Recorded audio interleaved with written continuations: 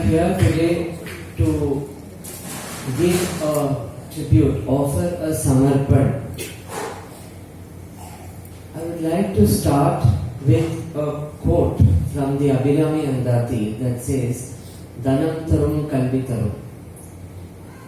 The couple whom we dedicated this evening to, we had this blessing to offer this evening to, had dhanam and left behind such incredible dhanam to so many people across continents.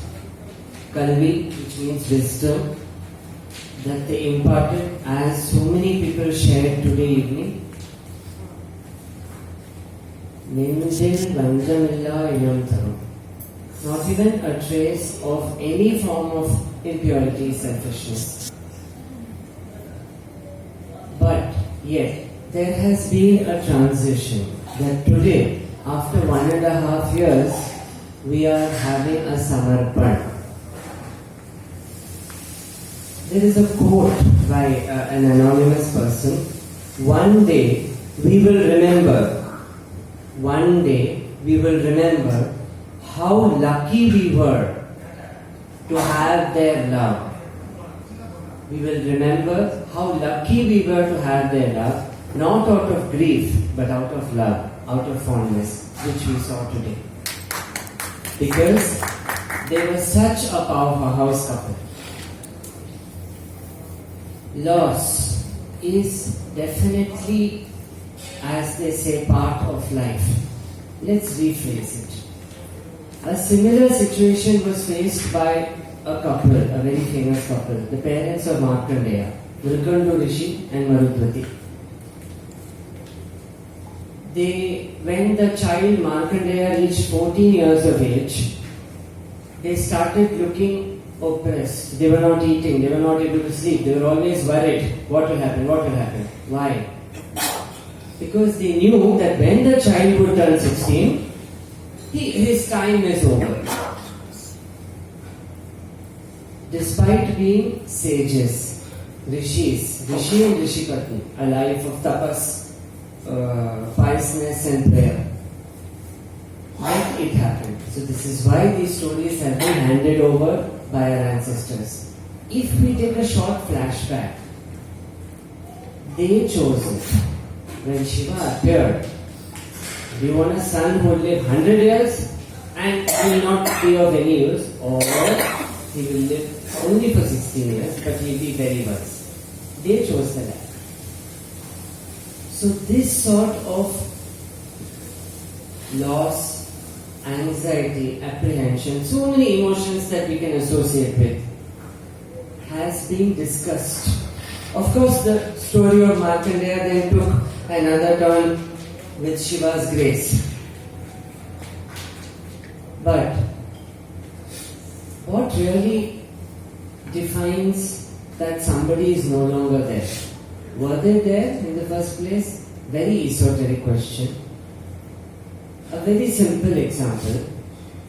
We make pots out of clay. Clay is baked. We make a pot. And everything is finite in this world, except for Narayana, who is Ananta, Paramatma. Everything else is finite.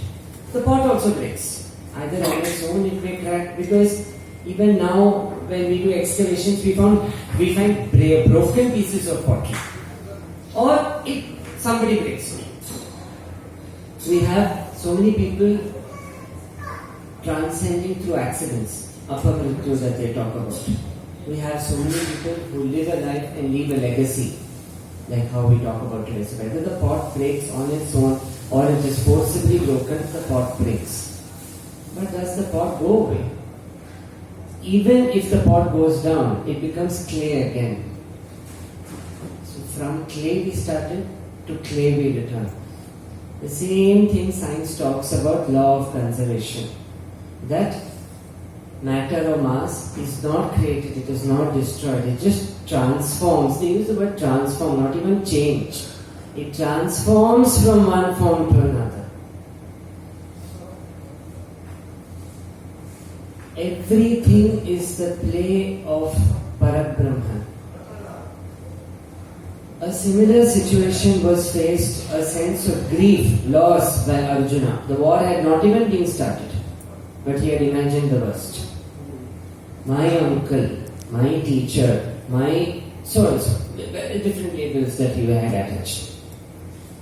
So initially, Krishna takes a very gentle approach. He tries cajoling, then he sorts of tries to, then he resorts to love. He says, when he talks about who are you grieving for, we have the Bhagavad Gita shloka that talks about what you are. What are you? Ajo. You were never born. Nitya. You are always there. We say that when we do the Shivoham, that you are that Tattvamasi that is there in Shabarimala. Shashvatam, eternal, permanent. Na hantavye na hanyamanam sharire. The body does not die and the body cannot be killed. Every year, whether it is Pongal, Deepavali, Holi, we buy new clothes. So similarly, and the old ones are discarded? No, let's use a different word. They are transformed. So Krishna says that this cycle is inevitable. It is just a cycle. Who came? Who left? Everything is my play. To reinforce this point, at the end of the Mahabharata war, there was this Bahuvira head that had been kept, which was an observer of the war. And of course the Pandavas, Rajaswari, Argya, very happy, the kings.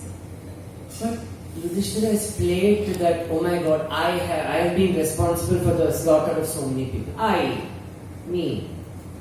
So Krishna takes them to Bahuvira. And Bahuvira is a head which has observed the whole thing. And they ask Bahuvira, who killed? Was it Arjuna? Was it Bhima? Was it Yudhishthira? Who was responsible for maximum number of deaths? Bahuvira laughs loudly and says, I just saw Krishna sending his Sudarshana Chakra in all directions and his sister as Mahakali drinking the blood. That's all I saw. I didn't see Yudhishthira, I don't know the names that you're talking about also. Vishnu Sahasranama, Karanam, Karta. He is the action, he is the cause of the action, he is the doer. So, the pain that is associated with a loss, that arises primarily because of I and me. That is what Bhagavan says in the Bhagavad Gita. Because you are telling it is my granduncle, my teacher, you are having that I-me relation.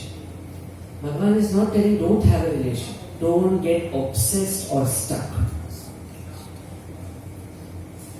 Earlier times we used to have tape recorders with magnetic tapes. It used to work perfectly if you put it in the slot and press play. If you are going to rewind, stop, fast forward, stop, pause, we keep doing it. We keep repeating our path, the pain. Even after the transformation of a person, we keep repeating that pain. We press rewind, stop, play. Again rewind, stop, play. We all know, all of those who have had tape recorders, that if you keep on doing rewind, fast forward and all those things, it gets stuck or that magnetic thing will come out. Of course it was a different game that we had to you had to we are getting stuck. We are behaving like that magnetic tape. That is when Bhagavan says, I am the heart, I am seated within you. Everything has been predetermined by me. And to reassure Arjuna, there is a beautiful shloka that he says in the 11th chapter, 33 shloka, Uttishta, arise. The same Uttishta. Same. One of the people whom we have, to whom we are dedicating this tribute, Venkateshwara, Uttishta Narashadola Kartavyam Devamanikam. Wake up and do your duty. The Uttishta is actually for us. Wake up and do your duty. Like Arjuna. Don't grieve. Don't get obsessed. Don't get stuck. Loss is inevitable. Bhishma has to fall. Dronacharya has to fall. So and so has to fall. You didn't do it. And then he says, you just do your duty. These warriors are already predetermined to be killed by me, not by you. You're just an instrument. To reinforce this point of transformation, when we say people have left the world, but do they really leave? We talk about them becoming Pitras, Pitradeva. And in fact, the worship of the Pitra bestows more, it is said, it is more fruit and it is more quick to give blessings, to remove our adversities.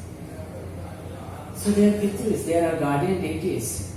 Do they really leave? They never leave. They can never leave, they are matter. We are all matter, made up of mass and energy. Mass is Thiram, like Shiva. Energy is Shakti, that is what if you literally dance of Shiva and Shakti. His Holiness Kanchi Mahapariva has said, an easy way to understand life without getting attached.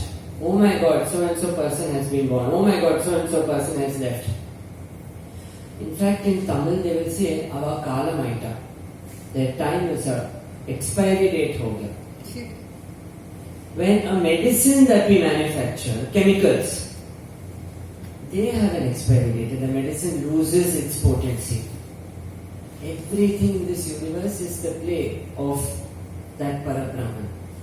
So His Holiness says, look at life as a movie screen. The blank projector that is there behind us. That is God, that is a Parabrahman. It is blank. On that, all of us are cast. Depending on what you project, we may have a Padmavat, we may have an Avengers, we may have a Shivaji the Boss, whatever, whichever language. Like that, we all are part of this huge big kaleidoscope that is there. Different roles, like a train journey. Some people get on here, some people get on there. Or if we put it, like Kanchi Paramacharya says, like a movie. Some characters come from the starting scene till the end scene. Some characters come as comedians, some characters as villains, some characters just for one song, some characters for two scenes. But yet they make an impact because this movie has been directed by Paramatma, Narayana, Shiva, Devi, whichever name you wish to call it. Ajam Shashvatam, you are that. What they leave behind to go back, Dhanantaram Kalvitaram, they have given us, by the grace of the goddess, they have given us so much wealth of knowledge, this powerhouse couple. We may not be able to see, the king could not see goddess Abhirami. It was only the devotee who could see. But yet everyone saw the Tatanka flying across the sky coming as the moon. They have really never left. As per the Bhagavad Gita, as per the Puranas, as per whichever reference we wish to take. If we are that, Tattvam Asi, Shivoham, that is what Rajima used to reiterate again and again. So if all of us are Shiva, how can Shiva leave? Shiva is always there. Shivam. In fact, in Tamil they say Shivane Okkandu. You just sit like Shiva, like you just sit in meditation. Adi Anta, Adi bhi nahi hai, Anta bhi nahi, he is just here, Shiva. So, how to transcend that pain? All our ancestors have given. For example, Mrikandu and Manudvati's pain was addressed when Markandeya entered the path of spirituality and he overcame that situation that had come up. Arjuna's confusion was sorted beautifully by Bhagavan just telling that just get up, you are just an instrument, and when he says you're an instrument, he calls Arjuna by a very beautiful name, Sabya Sachi, ambidextrous ones. Here we can look at ambidextrous as one who uses both the heart and the mind. When a person is right-handed, maybe if they use too much of the mind. Left-handed, if they use too much of the heart. Too much of extremes, problem. But if we strike the balance, how to strike the balance? All our texts have the answer. Karanam Karta. Nobody really leaves. It's just transformation. That is why Mahadeva is called as the transformer. That's why he has the name Mahadeva. He transforms energy from one form to another. If I am able to speak in the mic, it's because electrical energy is produced. Sound energy is produced. Energy was not created. It just got transformed. Like that. They are always ever present. And all we need to do is that little bit of acknowledgement. When Arjuna surrendered, I don't know anything. I'm not going to use my intellect now. First he uses his intellect. Then he uses his emotions, my uncle, everyone. Then when Krishna says you're an instrument, when he says Sharanam, Krishna says, nothing has happened, I am there. Mamekam Sharanam Raja, I am there. We just need to remind ourselves and not get stuck like that tape recorder in situations. And acknowledge the pain, feel the loss, and then transform it. Stagnant energy is a source of trouble. We just need to transcend it. And to transcend it, we have so many beautiful techniques of meditation, satsanga, reading books, seva, helping another person. It can take any form, painting, anything.